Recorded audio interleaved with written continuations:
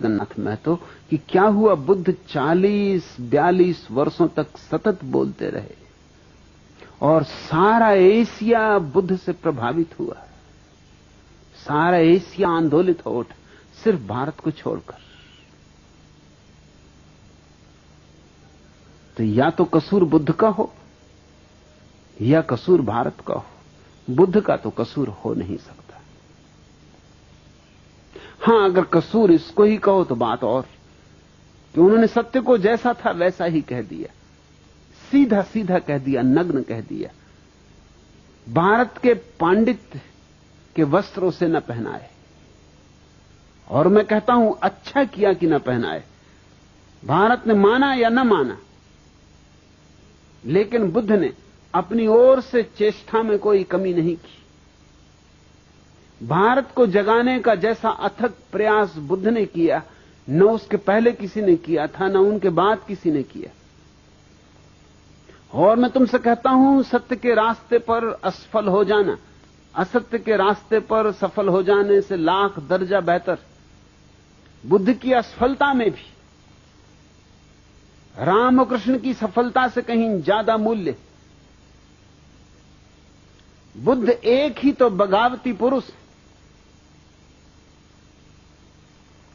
भारत के जीवन में अगर कहीं कोई नमक है तो वो बुद्ध के कारण, थोड़ा कुछ स्वाद है तो बुद्ध के कारण, नहीं तो भारत बिल्कुल बेस्वाद होता।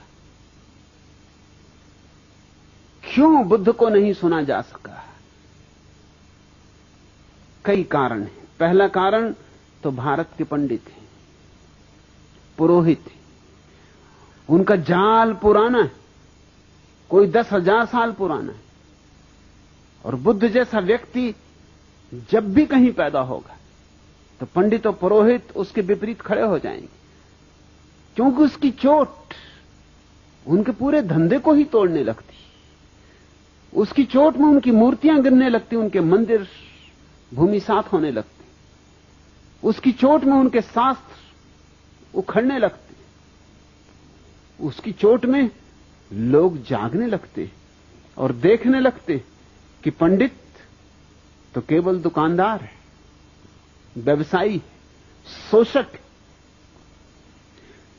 उसकी मौजूदगी में साफ दिखाई पड़ने लगता है कि पंडित तो केवल बासी बातें दोहरा रहा है, तोते की तरह दोहरा रहा है।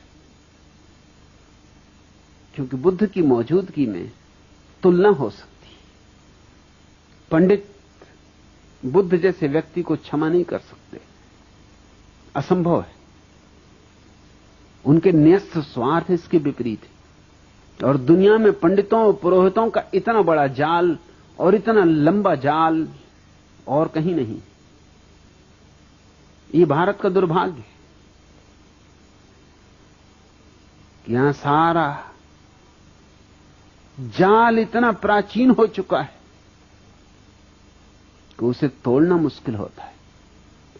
वो हमारे रग रेशे में समा गया है। कोई वेद के खिलाफ कुछ कहे, बस न तुमने वेद देखा है, न तुमने वेद पढ़ा है, न वेद से तुम्हें कुछ लेना देना, लेकिन कोई वेद के खिलाफ कुछ कहे, बस झगड़ा खड़ा हुआ। तुम सुनने को राजी नहीं। भारत में आज भी लोग कहे चले जाते हैं कि वेद ईश्वरीय, ईश्वर ने रचा है। बड़ी हैरानी की बात मालूम पड़ती। पढ़े लिखे लोग, सुशिक्षित लोग, विश्वविद्यालयों में पढ़ाने वाले लोग भी यही मूर्खतापूर्ण बात कहते हैं कि वेद ईश्वर ने रचा है। और जरा वेद को कहीं से भी तो उलट कर देख लो तो तुम्हें साफ हो जाएगा कि ये बातें ईश्वर ने कैसी रची होंगी। हर वेद की ऋचाओं का जो अध्याय है उसके पहले ही ऋषि का नाम दिया हुआ है कि किस ऋषि के ये सूत्र हैं। और उन सूत्रों से जाहिर होता है कि वो मनुष्यों के रचे हुए। कोई ब्राह्मण कह रहा है कि इस साल हे इंद्र देवता मेरे खेत में अच्छी तरह वर्षा करना, मैं खूब दान दक्षिणा दूंगा, यज्ञ करूंगा, तुम्हें खूब सोमरस पिलाऊंगा।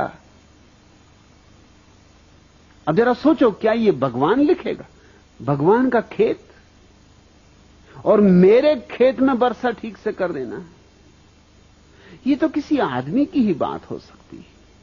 ये तो इतनी साफ है कि किसी बच्चे को भी समझाने की जरूरत नहीं। और मामला यहीं खत्म नहीं होता। मेरे खेत में ज्यादा वर्षा करना और पड़ोसी के खेत में वर्षा हो ही ना, तो चढ़ोतरी खूब चढ़ाऊंगा।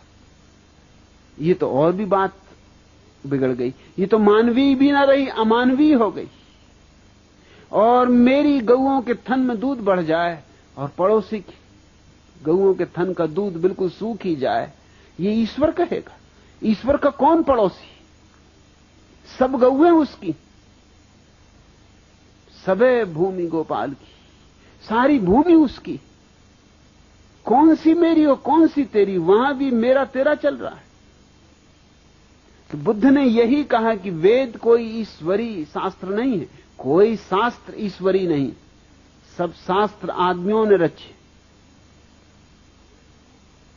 और आदमियों में कई तरह के आदमी, कुछ तो आरिफों ने रचे हैं, जिन्होंने जाना शायद वहां कुछ सत्य की दूर की ध्वनि सुनाई भी पड़ जाए, मगर ये गऊओं के थनों में दूध बढ़ जाए इसकी प्रार्थना करने वाले लोग आरिफ नहीं हो सकते। ये मेरे खेत में ज्यादा वर्षा हो जाए और पड़ोसी के खेत में ज्यादा वर्षा ना हो, ये आरिफ नहीं हो सकते। बुल्ले शाह ऐसी प्रार्थना नहीं कर सकता, कबीर ऐसी प्रार्थना नहीं कर सकते, बुद्ध ऐसी प्रार्थना नहीं कर सकते। बुद्ध ने तो अपने शिष्यों को कहा कि तुम जब ध्यान करो और ध्यान में जब तुम आनंदित हो उठो, तो ध्यान की पूर्णाहुति हमेशा इस बात से करना कि मेरे ध्यान से जो भी आनंद मुझे मिला है समस्त प्राणियों में बढ़ जाए, समस्त प्राणियों में बेशर्त बढ़ जाए, मेरा ही न रह जाए। क्योंकि जो मेरा रहेगा तो मर जाएगा और जो सब में बढ़ गया तो बच जाएगा। बांटने से बढ़ता है, रोकने से घटता है।